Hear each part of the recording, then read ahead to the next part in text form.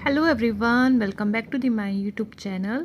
सो guys, आज की video में हम बात करने वाले हैं यूपी पुलिस कांस्टेबल में आप रीजनिंग में कैसे अपना सिलेबस कवर कर सकते हैं, या फिर हमें किस टॉपिक से कितने क्वेश्चन हमारे एग्ज़ाम में पूछे जाते हैं। फिर रीजनिंग का सिलेबस आप कहां से कवर कर सकते हो, या आप कैसे अपना डेली टारगेट सेट कर सकते हो। तो आज की वीडियो में हम इन सब बातों पर डिस्कस करने वाले हैं। तो गाइज, वीडियो को लाइक करना एंड शेयर करना।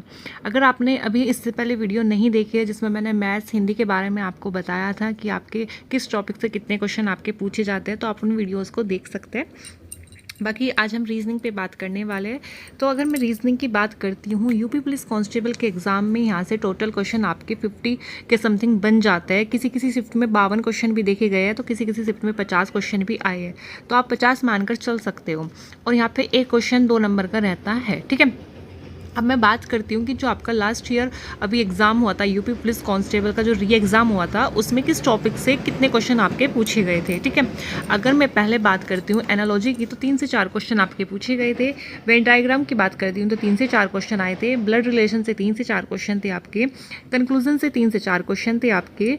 मिसिंग नंबर से 3 से 4 क्वेश्चन आपके आए थे। वर्ड फॉर्मेशन से 2 से 3 क्वेश्चन थे। डायरेक्शन डिस्टेंस से 2 से 3 क्वेश्चन थे। मैथ ऑपरेशन से 2 से 3 क्वेश्चन आए थे। क्लॉक एंड कैलेंडर से 1 से 2 क्वेश्चन था आपका। अल्फ़ाबेट टेस्ट से 1 से 2 क्वेश्चन आया था। पेपर कट फॉल्ट से 1 से 2 क्वेश्चन था। एज प्रॉब्लम से 1 से 2 क्वेश्चन आया था आपका। एंड नॉन वर्बल से 1 से 2 क्वेश्चन था। फिर नेक्स्ट आपका अर्थमेटिक ऑपरेशन से 1 से 2 क्वेश्चन आपके बने थे। क्लासिफिकेशन से 8 से 9 क्वेश्चन आए थे, काफ़ी इंपॉर्टेंट चैप्टर था ये। सीरीज से 6 से 7 क्वेश्चन आपके बने थे। एंड कोडिंग डिकोडिंग से 4 से 5 क्वेश्चन आपके एग्जाम में देखने को मिले थे। ये चीज़ मैंने आपके साथ शेयर की है। जो ये आपका री एग्ज़ाम हुआ था, ये उस एग्ज़ाम में रीजनिंग के कुछ टॉपिक से आपके जो क्वेश्चन बने थे वो मैंने आपके साथ शेयर किया है। लेकिन अगर मैं बात करती हूँ कि जो री एग्ज़ाम से पहले आपका यूपी पुलिस कांस्टेबल का एग्ज़ाम हुआ था, जो कैंसिल हो गया था, उसमें रीजनिंग का क्या मतलब पैटर्न रहा था। अगर मैं बात करती हूँ रीजनिंग की, तो देखो उसमें सबसे ज़्यादा जो क्वेश्चन बने थे रीजनिंग के में, वो मानसिक अभिरुचि से क्वेश्चन बने थे। लेकिन अगर मैं री एग्ज़ाम की बात करती हूँ, तो री एग्ज़ाम जो हुआ था हमारा यूपी पुलिस कांस्टेबल का, उसमें रीजनिंग में मानसिक अभिरुचि से कोई एक भी क्वेश्चन नहीं आया था। जबकि जब कैंसिल हुआ था उसमें भर भर के क्वेश्चन आए थे, जहाँ की बच्चों को बहुत कन्फ्यूजन हुआ था। तो अभी बहुत सारे बच्चों के डाउट है कि मैम हमें मानसिक अभिरुचि पढ़नी है नहीं पढ़नी है। तो देखो, अगर मैं जो पेपर कैंसिल हुआ था, अगर मैं उसके अकॉर्डिंग बात करती हूँ, तो मानसिक अभिरुचि आपको पढ़ के जानी चाहिए, क्योंकि आपके सिलेबस में दे रखी है। अगर आप रीजनिंग का सिलेबस उठा के देखोगे, उसमें मानसिक अभिरुचि आपके सिलेबस में ऐड की गई है। तो इसलिए आपको ये पढ़ के जानी है। जो मैंने अभी आपको टॉपिक बताए रीजनिंग के, वो भी करने हैं, और मानसिक अभिरुचि भी आपको अच्छे से पढ़नी है। क्योंकि ज़रूरी नहीं है कि री एग्ज़ाम जब हुआ था हमारा उसमें नहीं आई, तो अब की बार भी नहीं आएगी, ठीक है। जब आपके सिलेबस में है तो आपको अपना सिलेबस अच्छे से पढ़ना है पहले, फिर उसको कंप्लीट करना है। आगे बात करती हूँ सिलेबस कहाँ से कंप्लीट करना है। ये चीज़ें मैं आपको भी बताऊंगी कि आप अपना सिलेबस कहाँ से कंप्लीट करना है और रीजनिंग को कितना टाइम आपको देना है, ठीक है। तो सिलेबस हम कहाँ से कवर कर सकते हैं, तो फ्री क्लासेस मैं आपको बताने वाली हूँ, जो कि यूट्यूब पर फ्री ऑफ कॉस्ट है। कोई भी पेड कोर्स लेने की नीड नहीं है आपको, क्योंकि इतना सारा मटेरियल आपको यूट्यूब पे फ्री में मिल जाएगा। पहले मैं RW चैनल की बात करती हूँ, जो कि प्रहार सीरीज़ वहाँ पे चलाई गई थी, जो कि यूपी पुलिस कांस्टेबल के लिए ही थी। इसमें ना प्रैक्टिस सेट कराए गए थे, लेकिन जो प्रैक्टिस सेट कराए थे वो टॉपिक वाइज थे। जैसे कोडिंग रिकॉर्डिंग को एक क्लास में कंप्लीट कराया है, उससे जितने क्वेश्चन बन सकते थे टाइप वाइज, वो सारे उस प्रैक्टिस सेट में कराए। आगे जैसे कि सीरीज़ हो गई, क्लासिफिकेशन हो गए, ऐसे एक एक टॉपिक वाइज उन्होंने प्रैक्टिस सेट कराया था। तो आप यहाँ से कवर कर सकते हैं अपने रीजनिंग को। दूसरे, अगर मैं टीचर की बात करती हूँ, तो रवि पी तिवारी सर है, जिनकी 57 क्लासेज है। इन्होंने इस जो इनकी प्लेलिस्ट बनी हुई है यूट्यूब पर, उसमें कंप्लीट सिलेबस कराया गया है रीजनिंग का, ठीक है।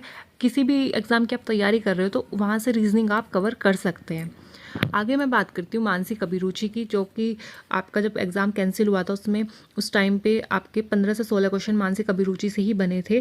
तो इसलिए आपको अभी भी पढ़ के जानी है, क्योंकि ज़रूरी नहीं है कि री एग्ज़ाम में नहीं आए, लेकिन आपका अभी सिलेबस में दिया गया है तो आ सकते हैं यहाँ से भी क्वेश्चन। ये आप कहाँ से कंप्लीट करोगे, RP तिवारी सर की प्लेलिस्ट बनी हुई है एक मानसिक अभिरुचि की, जिसमें 21 क्लासेज उन्होंने कराई गई है। वहाँ से आप इन्हें पढ़ोगे तो आपको चीज़ें समझ में आएगी कि आपको किस तरह से क्वेश्चन को हैंडल करना है। क्योंकि मानसिक अभिरुचि का ऐसा है कि आपको कुछ इसमें रट्टाफिकेशन नहीं करना है। ये सारा आपको सिचुएशन पे कि आप ऐसे क्वेश्चन आते हैं कि आपको उस सिचुएशन में डाल के खुद को मतलब सोचना पड़ता है कि क्या हम करने वाले। 4 ऑप्शन आपको ऐसे दिए जाते हैं, जिसमें से आपको एक टिक करना होता है अपने आप को उस सिचुएशन के अकॉर्डिंग रखकर, ठीक है। तो ये आप अगर क्लासेस कर लोगे तो आपकी थोड़ी समझ बन जाएगी किस तरह से आपको क्वेश्चन का टिक मार्क करके आना है। मानसिक अभिरुचि का मैंने आपको बता दिया है कहाँ से आपको पढ़नी है। आगे अगर मैं बात करती हूँ प्रैक्टिस किस की करनी है आपको, तो प्रैक्टिस के लिए मैं आपको यूपी पुलिस के जो भी प्रीवियस ईयर क्वेश्चन पेपर है उनको आपको करना है। यूपीएसआई के क्वेश्चन पेपर करने हैं, जो प्रीवियस ईयर क्वेश्चन पेपर है आपको जेल वार्डन के करने हैं। ये आप प्रैक्टिस के लिए लगा सकते हो यहाँ से क्वेश्चन। और अगर आपको इनकी पीडीएफ चाहिए, मतलब आपके पास ये वाली बुक्स नहीं है प्रीवियस ईयर क्वेश्चन की, तो आप पीडीएफ मेरे टेलीग्राम से डाउनलोड करके फ्री में वहाँ से प्रिंट आउट निकलवा के इन क्वेश्चन की प्रैक्टिस कर सकते हैं।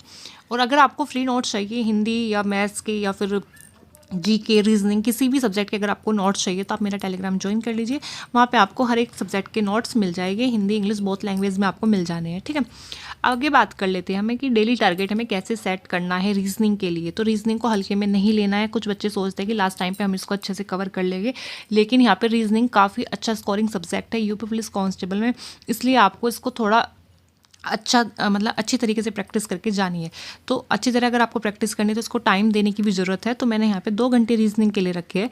1 घंटा आपको जो शुरू का 1 घंटा है उसमें आपको टॉपिक वाइज सिलेबस कवर करना है। जैसे कि आपने आज कोडिंग डिकोडिंग पढ़ा, तो सारा सिलेबस मतलब टॉपिक वाइज कवर करोगे, कोडिंग डिकोडिंग ही आपको पढ़नी है, उसी के क्वेश्चन आपको लगाने हैं। और दूसरा आगे 1 घंटा जो है वो मिक्स प्रीवियस ईयर क्वेश्चन की प्रैक्टिस करनी है, जिसमें मतलब सारे क्वेश्चन मिक्स आते हैं, उन क्वेश्चंस की आपको प्रैक्टिस करनी है 1 घंटे में, ठीक है।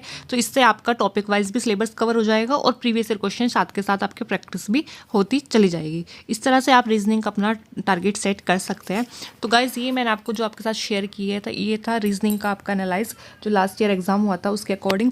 मानसिक अभिरुचि का मैंने आपको बता दिया कि मानसिक अभिरुचि आपको पढ़नी है क्योंकि आपके सिलेबस में दी गई है, तो इसलिए आपको पढ़नी है, उसको भी आपको टाइम देना है। कहाँ से पढ़नी है वो भी मैंने आपको बता दी है। प्रैक्टिस आप कहाँ से कर सकते हैं वो आप मेरे टेलीग्राम पे जाके पीडीएफ डाउनलोड कर सकते हैं। Thank you so much.